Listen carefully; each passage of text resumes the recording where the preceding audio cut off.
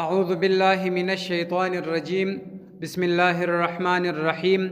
وعن محمد د امام محمد رحمت الله علیه څخه روایت دی انه دا چې دی یغسلها پرې د منځي دغه جامه ثلاث مرات درې واره دی وای درې واره د دا جامه پرې منځي و یعصر و د نشتیزي په مره ثالثه په دریم وار باندې دریم وار د دغه جامه پرې و نشتیزي چې پرې ولله یطهرو پاکیږي دغه جامه په کل موضع په هر ځای کې شورت چې شرط سوی وي العصر نشتیزل چې په هر ځای کې نشتیزل شرط سوی دی بس هغه شرط هم دی وای پر رسول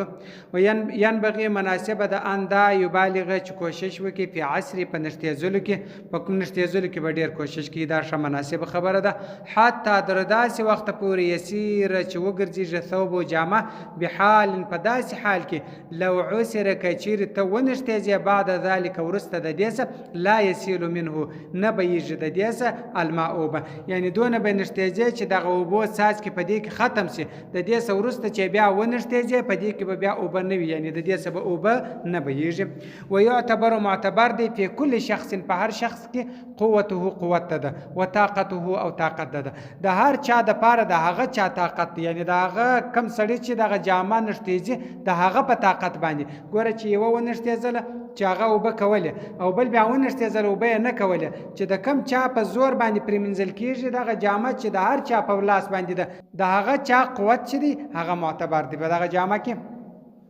وفي فتاوى ابي ليث په فتاوى ابي ليث کې وي خف موزه بطانه استر والا ساقتي هغه د پنډي خواته دلته استر وکړي من الكرباس د ټکرسه فدخل داخل سي في جوفه په نس کې ماء اوبه نجس مرداري دغه موزه ته د نن اوبه ور شواسي مرداري اوبه فغسل الخف بريمنز موزه ودلكه يا ومج باليد پلاس سره ثم ورست مل الماء بعد اوبه صدقه کې الخف موزه ثلاث درې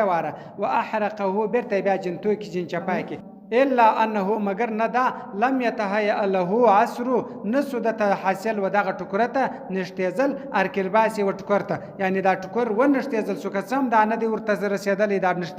نشتیزل خود ټکر د پاره دا و چې درې واره به منځه او هر وار به نشتیزه یا به درې واره منځه په اخیری وار کې به نشتیزه خدا نه صورت دا نشتیزل نو ورته رااله دغه د موزه و ټکرته فقط طهر الخف دغه موزه پاک اسول ولی لان الجريان جريان چې دی بيدل چې دی الماء دوبو يقوم مقام العصر دريج پر ځای باندې د نشتیزلو دغه شي لکه چې وب پر وبه دی د سلو لکه دا شي چې ونشتیزه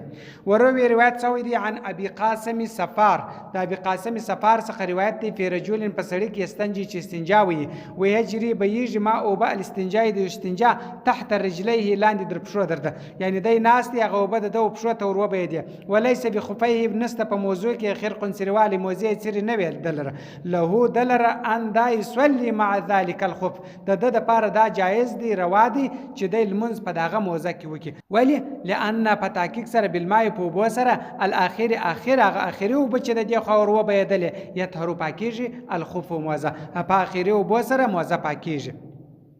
کما يطهر لك چې پاکیږي موضع الاستنجاء لك ځای د استنجا چې د استنجا وي د استنجا ځای څنګه پاکیږي چې نوې وبو رواني دا غره کم د موزه هم د پاکیږي او په ملتقط کې بیا وای ان کان کچیر او خوف موزه منخرقا سر ولا واصاب الماء ورسد او برجله وبشيته ولفافته وهغه استرته د موزه رجوتو ز امید لرم سعه الامر د پراخوالی د امر په پدې کې یعنی زما دا د غدي چې دا هم روا دي حلاليږي الا يرات نګوره چې ان البسات فرش دي ان نجس مردار اذا ها وخت جعل چې وګرځيږي په نهر په واله کې جارین چې بيږي او یعنی فرش مردار سوی دي دا په واله کې هوار کې په واله کې چې بيږي او په روان دي وتورک او پریشو ول سدغه په دغه واله کې یومن یو ورځ ولیلتن او یا یو شپه ولیلتن دا و په معنا د او دی او لیلتن یا یو شپه حتی در داسې وخت پورې جر الماء چې وبه بهیږي علی پر دې باندې یطهر پاکیږي که چیرې دغه یو شی دغه فرش په دغه واله کې کښېږدي او یوه شپه پر تېره سي یا یوه ورځ چې پر دې باندې اوبه بهیږي نو دا پاکیږي ولو کان کچیری و علی یده پر لاس باندې نجاست رطبه لنده مرداری پر لاس باندې و اخذ درا واخستل عروه لاس القمه د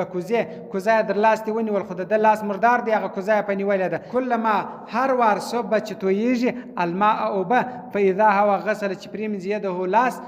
ثلاثا درې واره طهرت الید پاکیږي لاس والعروه هغه لاس دی د کوزې هم پاکیږي ګوره د اوبه راواخیستلې د لاس مردار دی دا کوزه یې د لاس دی ونیول د خپل لاس منځي بیا پر لاس راچپه کې بیا لاسونه سره ومږي بیا پر لاس راچپه کې چې د لاس پاک سلو کوزې لاس دی په خپل پاک سلو هغه په دې باندې پاکیږي صدق الله العلی العظیم وصدق رسوله النبي الامي الكريم ونحن على ذلك من الشاهدين والشاكرين والحمد لله رب العالمين